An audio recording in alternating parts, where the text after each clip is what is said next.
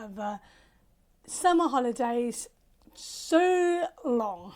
Are you starting to struggle to keep your only child entertained during the long 6 weeks break? I know I can struggle with this, but I also remember being a child and I had several brothers and sisters, and I still used to get bored during the summer holidays. So if you are struggling to think of things to do with your only child during the summer holidays, especially now that we are halfway through, fear not, for in this video I will share some interesting ideas that you can try doing with your only child. I'm going to be drawing from 2 blog posts that I have written over the years on the onlychildclub.net. One of them is 17 unique things to do in the summer holidays, and the other one is 3 things to do in the summer holidays. So do stay on until the very end, because we have got a very special offer to share with you that's going to keep your child entertained during the summer holidays. And we're also going to be sharing with you a competition that we have launched. Hello, and my name is Tamsin and I run the website theonlychildclub.net, and I'm dedicated to supporting you and your one child family, helping you all to grow, flourish and live life to the full. So we're going to start looking at the post 17 unique activities to do this summer. I'm not going to go through the whole list. You can have a look at the post. I'm going to add that into the description below. So do have a look at the whole post, but I will just share some of the things that I have written about this, some of the ideas that you may want to consider, and I'll just go into a little bit more depth about them. Now the first thing is build a den. Did you used to ever build a den when you were young? Do you have brothers and sisters? Did you do it with them? I remember building a den in the back garden. We had an old climbing frame. We ended up getting a couple of car seats. We kitted it all out, lots of sheets, bed sheets and pegs. And we made it quite cosy really in our own little way. And then we said, hey, let's sleep here tonight. And Mum and Dad agreed to that. And I was really excited about sleeping there overnight in the den. But then my brothers told me a really scary story about spiders that live in an oak tree, and our den was just underneath an oak tree. So then I got scared and went back inside. So aren't you glad that your child does not have brothers and sisters to scare them with spider stories?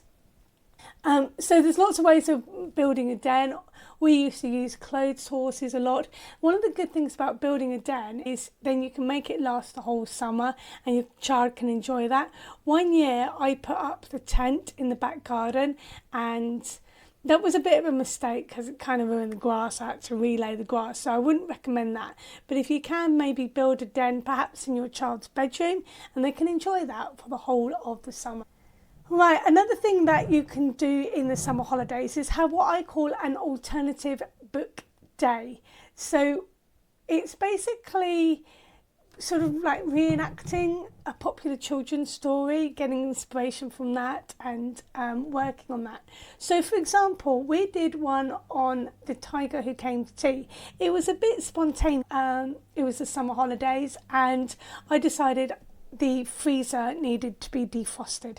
So I took out all the food in the freezer, put them in freezer bags, stuck them in the garage. So I thought, well, I've just done the freezer, I might as well also do the fridge. So I did the fridge as well, clean the fridge. Then I did all the cupboards because I thought I might as well. I'm on a bit of a roll now. So I did all the cupboards and put all the food in the bags, then put them in the garage. And then I said to Sobs, hey, why don't we pretend that a tiger came to tea? So when her dad got back from work, we were like, oh, you'll never guess what happened today. Only a tiger came to tea and he ate us out of house and home. Look, he drank all the tea. He's eaten all the biscuits. He's eaten everything that's in the cupboards. And then he started raiding the fridge. And the fridge, we've got nothing left. Initially, Sop's dad was a bit, where's the food? He was a bit grumpy. But then I said, you know, the dad did actually believe the mum and the daughter in the story, and he took them out for a meal. And Sop's dad did actually take us out for a meal that night, so that was quite lovely. So that's something you can do, and you could do it, I don't know, going on a bear hunt, something like that. There's all sorts of stories. You might want to do a bit of reenactment and have a bit of fun with that. The other thing you could also consider doing is hosting an Olympic Games competition. Now, you might want to do this with other children in the neighbourhood or some of your child's friends. We did this for Sop's birthday when she was about 3, and that was when the 2012 Olympic Games were on. So the Olympic Games was the theme of her party. We hosted it in her nursery, and it was so cute.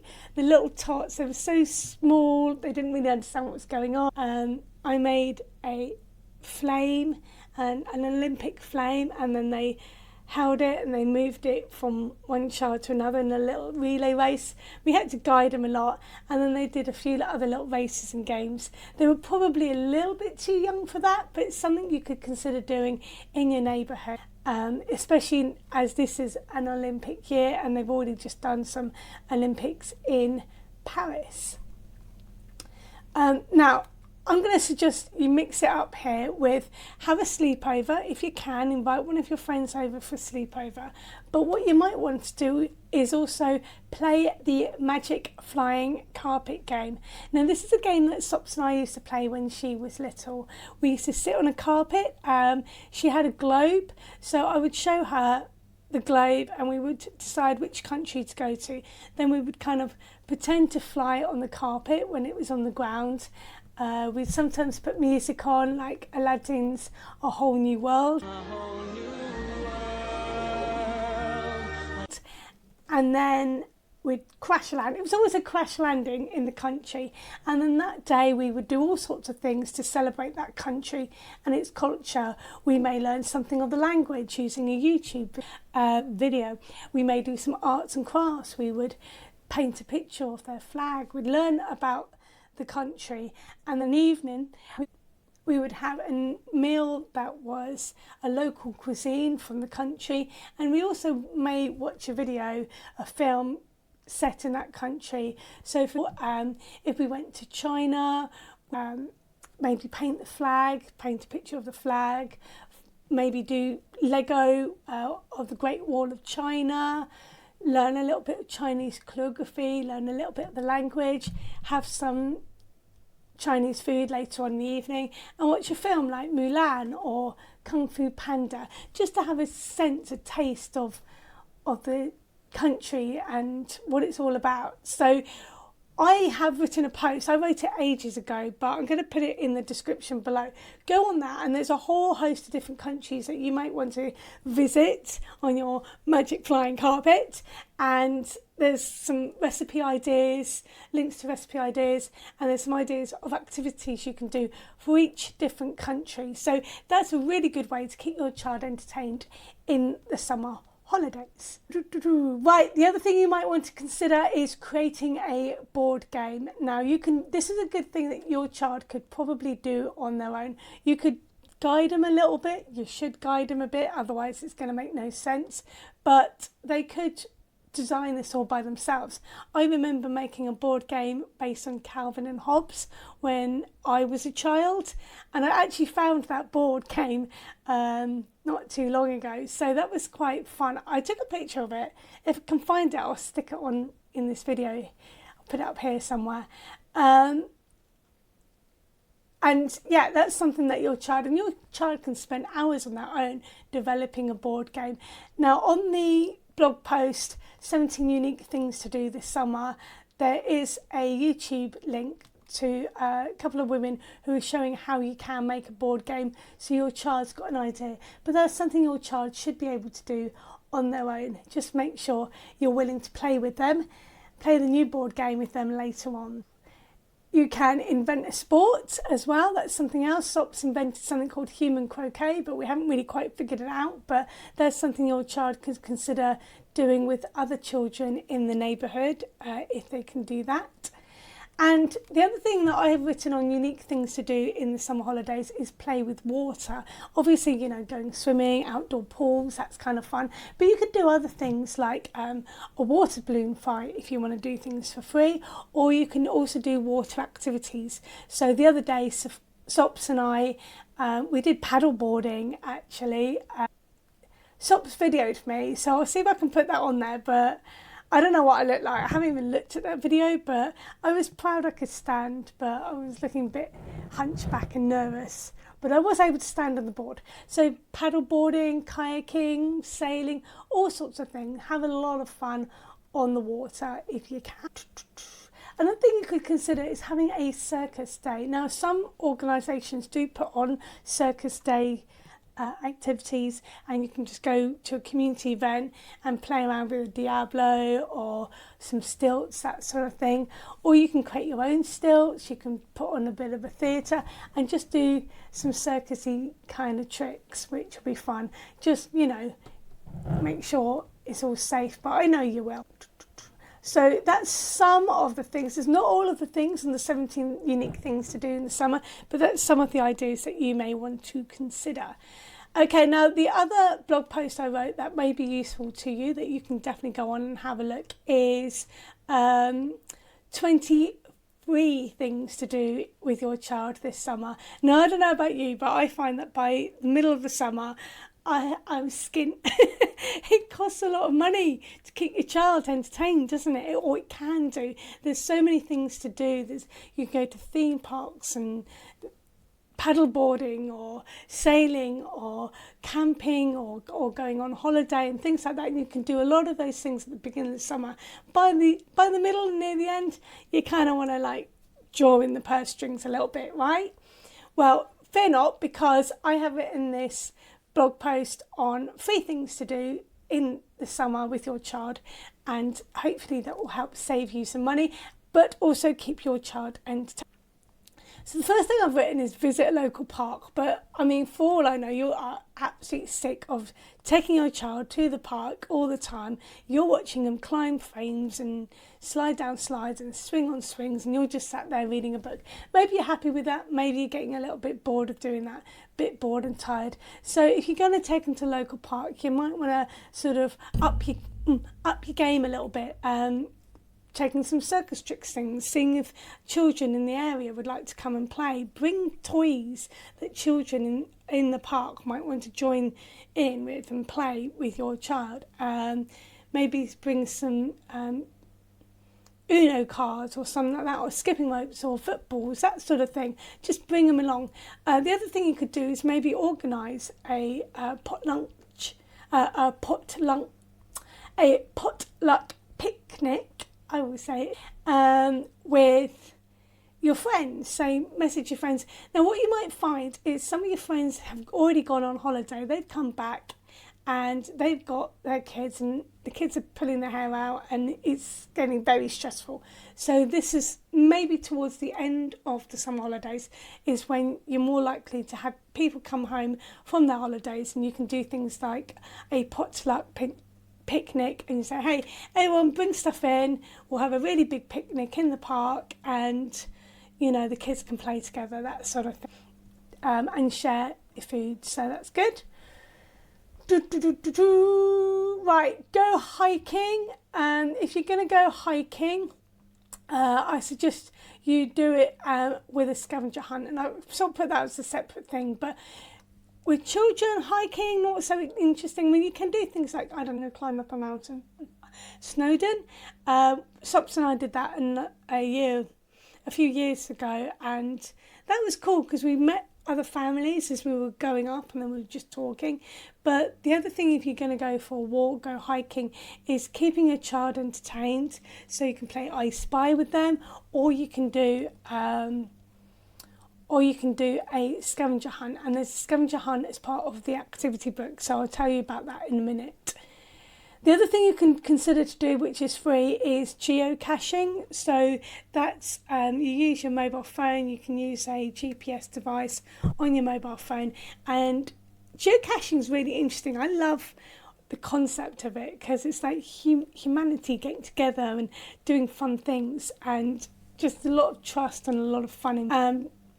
So you follow the clues, you follow the GPS, and you can find these little treasure boxes all around the world, you know, in different locations. So you can be in a city, you could maybe be out in the countryside, and you follow your GPS, you find a little box, and then there tends to be little treasures in there, and then you just swap them out. So if you want one of the treasures, then you need to put something in there, maybe like Pokemon cards, or a little toy, or maybe a little book or something like that. You're just swapping things out. So it's a lovely way to keep your child entertained in the summer holidays, and it's free to do. Beach day, I couldn't really not mention a beach day, but if you're going to do that, again, it's free-ish. Obviously you have to pay for petrol to get to the beach if you live quite away from it. You may have to pay for car parking, but if you can park off-road, by all means do that. Just make sure if you're going to have a beach day, get up really early, go very, very early, so you can get a good spot and see if you can get a good parking spot as well.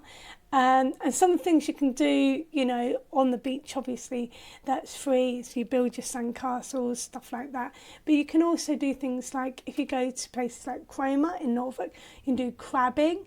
I think it's gross myself. I mean, I don't like crabs. I think they're gross looking, but maybe you don't. Maybe you're fine with it. But I also think it's a bit cruel, because you kind of put some bacon off a line, pull it down, they'll go, oh, yum, yum, yum, bacon. And then you pull them up, stick them in a bucket, they walk around a bit, and then you toss them into the sea at the end. So what was the point of that? I don't know. But it is very entertaining for the children. I've seen it plenty of times in Wales on the sea, Wales next to sea in Norfolk. I've seen it plenty of times in Cromer, and the kids get very excited when they catch a crab. So that's something you might... Another thing that is free is stargazing. We've been really blessed this summer in the UK, and rightly so, to be honest with you, because the summer's been a bit pants up until now. But when the summer holidays started, we've had some glorious weather, lovely clear skies, very warm at night. So you can go out and do a bit of stargazing, and there's a few free apps that you can use to identify different stars. Another thing you can do is games night, obviously. Now, when it comes to games night, you know, there's lots of great board games and puzzles and things out there. Now, there's some which are much more suitable for small families, 2 to 3 players, and there's some which are better suited for more than 4 players and more, basically. Things like Beat the Parents, don't get that if you've only got one child, because it's kind of unfair on the child, because they haven't got any brothers and sisters to back them up, really. So it's not a very fair game. But there are some really good games you can play, board games, and I think I'll do a post about good board games to play with 2 to 3 players, so that, you know, you can do that on a games night. That'll be fun. And movie nights, of course, is always a thing, but you can always do that a bit more interesting way by, if you can, set out an outdoor movie theatre in your garden. If you've got a projector, you can do something like that. Another free thing that you can do is chalk drawings, okay? Well, you have to buy the chalk unless you've already got some, but they're so cheap. And you know what? I remember one afternoon when Sops was younger, she spent a good part of the summer actually drawing a lot of chalk drawings all over the pavement in the park that our house oversaw, and other children joined in, and lots of people did lots of chalk drawings. It's quite fun, it's quite therapeutic, and it's not really graffiti because the rain will wash it away, so definitely worth doing that. And last but not least, as I promised you, another thing that you can do with your child in the summer holidays is give them a copy of the free summer activity book that we have produced, isn't it? So this activity book is packed with games and colouring and things like that. It's completely free. All you have to do is sign on for our email list, and then you'll get this copy for free. The other thing that is in this book is a new Lucy and Gabriel story. This time Lucy and Gabriel get on their magic flying carpet and they go back into ancient China, and they meet the philosopher Confucius. So that's quite an exciting story as well. So, and it's also linked to the competition, and the competition is to win this little cute guy. Hello. Yeah, so if your child wants a chance to win this little panda bear, all they have to do is read the Lucy and Gabriel story and then illustrate a picture from it, and they can choose whatever they want to illustrate. They could draw a picture of a panda. There is a panda in the story. They could draw a picture of Confucius or Lucy or Gabriel, or even the mysterious magician that appears in the story, and they could draw him as well if they want to. So please do sign up for the email list, download the summer activity book, and this is something else that will keep your child entertained, and then they can enter the very free competition to win this little fellow. Well, that's about it. As I said, there's quite a few activities that your child can do in the summer holidays to keep them amused, and you can do with your child as well. I will put all the relevant links in the description below. Please do let us know what you're up to this summer. Have you already been on holiday? Are you now starting to think, now what am I going to do to keep my child entertained in holidays? This is my last video in connection with summer holidays. From next week, I'm going to start talking about going back to school. I hate it when you see all the back to school stuff at the beginning of the summer holidays. I used to hate that as a kid, but we do need to start talking about that. So I'll be doing videos about going back to school and some advice on that. Thanks ever so much for listening to me, and speak to you next week.